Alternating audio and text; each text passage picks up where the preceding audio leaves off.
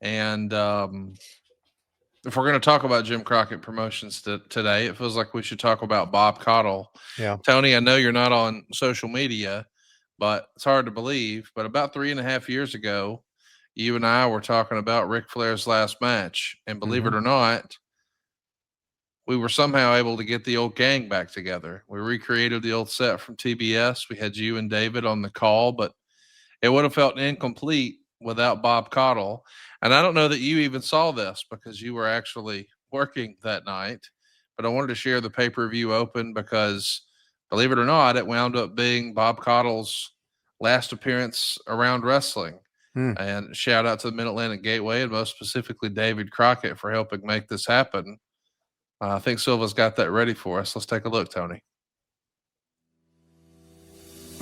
For many decades, whether it be in Raleigh, Techwood Drive Studios in Atlanta, or all points in between, the magic of Jim Crockett Promotions was thanks to all of the great competitors in the ring and thanks to all of you many fans. From the Charlotte Coliseum to New York City to Los Angeles and all points in between, the majesty of the World's Heavyweight Championship, the sheer perfection of athletic competition, and the grueling nature of personal grudges being settled once and for all have captivated wrestling fans the world over. Those memories live on as immortal legends, myths of a time long gone but never forgotten.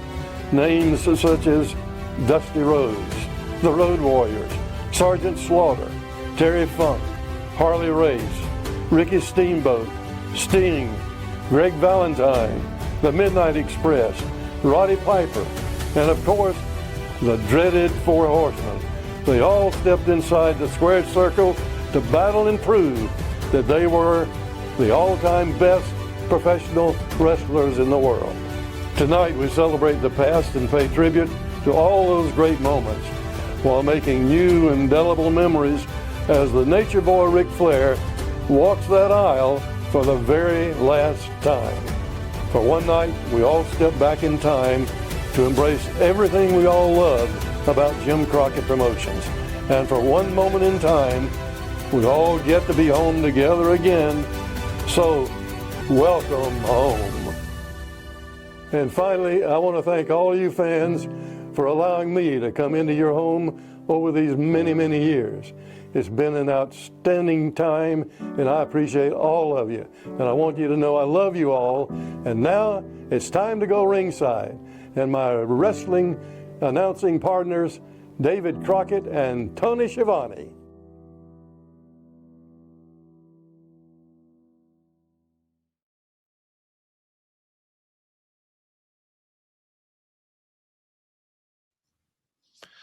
I got a lump in my throat, Tony. It's hard to have fun after that. I received a text Sunday morning when it landed from Dick Bourne, a Mid-Atlantic Gateway, who told me that Bob had died. I had talked to Dick about going to see Bob right before Blood and Guts, drive over to Raleigh, but my flight got in so late I couldn't. So I was thinking that maybe when I go to WrestleCade, which I'm going to go to in Winston-Salem right after Thanksgiving, that I could drive up and see him. And that would not happen. And that I feel something I'm going to regret the rest of my life. But what I'm not going to regret is hearing Bob say my name for probably the final time. And probably the final thing he ever said on TV and was my name.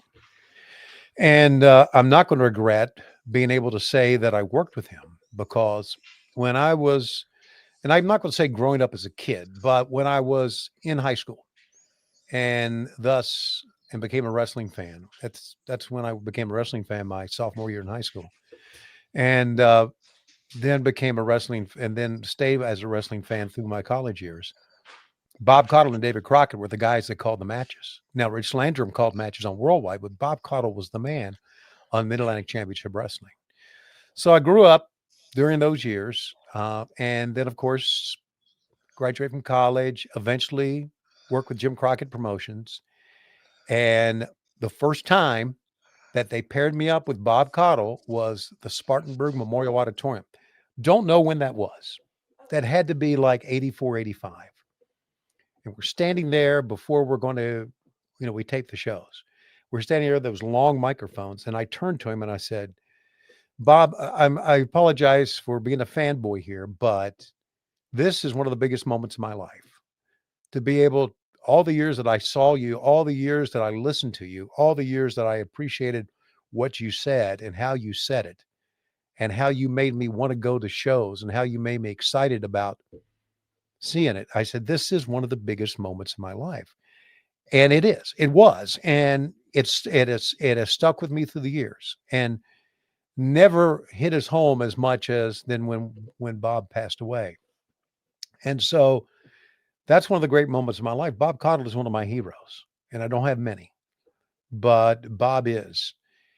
What made Bob great, and what I try to take from listening to Bob Caudle, is that he always made the matches and he always made the athletes and he always made the events about the wrestlers and not about him.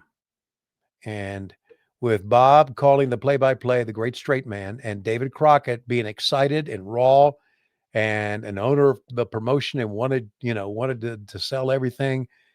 And it was a wonderful combination. It was. Now, here I go in 1985, and I'm standing next to David Crockett. And again, I tell David, this is a big deal for me, So I got to work with two of my heroes. I really, look at this. Can you beat that? Can you beat that from a freaking redneck kid from Virginia who loved wrestling and watch Bob Caudle to be able to stand next to him? What the hell? Is my life not complete? My life's complete because I knew Bob Caudle, I knew David Crockett, and worked with him. God bless Bob Caudle, brother. So long for now. Yeah, so he lived a long, great life. And the last time I saw him, David and I probably have that picture somewhere. I should have given it to you. We went to the, this is before his wife died. We went to the assisted living home where he was, and he came to the cafeteria and we sat down and talked. And he told me something I'll never forget. He said, the two things that an elderly person, the two worst things that can happen to an elderly person is they fall or they outlive their money. I'll never forget that advice. Bob lost his wife, and I know he was in hospice. He lived a long and wonderful life. Not only did Bob Caudle live a wonderful life as a wrestling announcer, but he was in politics as well. I believe I'm right. And I knew he was in the news. I didn't know he did politics. I believe, if I'm right, he was in the news, but he also was employed by Jesse Helms as one of his staff members. Okay.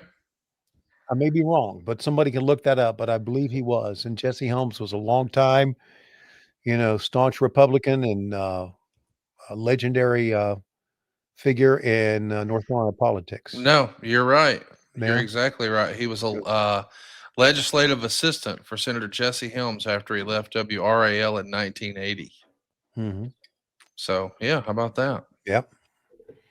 Bob was a great man. Great man. His wife was a wonderful person.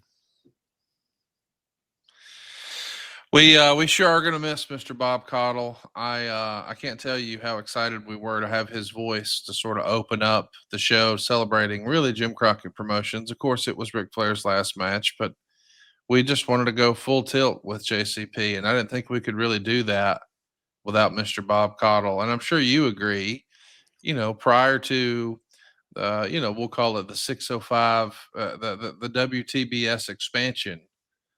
I mean, Caudle really was the voice of Mid-Atlantic Championship Wrestling for so many years, right? Yes, he was the man in Mid-Atlantic Championship Wrestling. He's the one that got me into wrestling, his voice. In reality, if I go back and I think about this, Jimmy Crockett approached me and said, do you want to do the TBS show? And without even batting an eye, I went, yes. But in retrospect, Bob Caudle should have been able to do that. And, Bob was still doing Mid-Atlantic Championship Wrestling, and I was doing worldwide. And so there you go. And of course, that'd be a good question for David. I wonder if the Crockett's felt like they needed someone younger to compete with Vince, Well, you know what? That's probably so.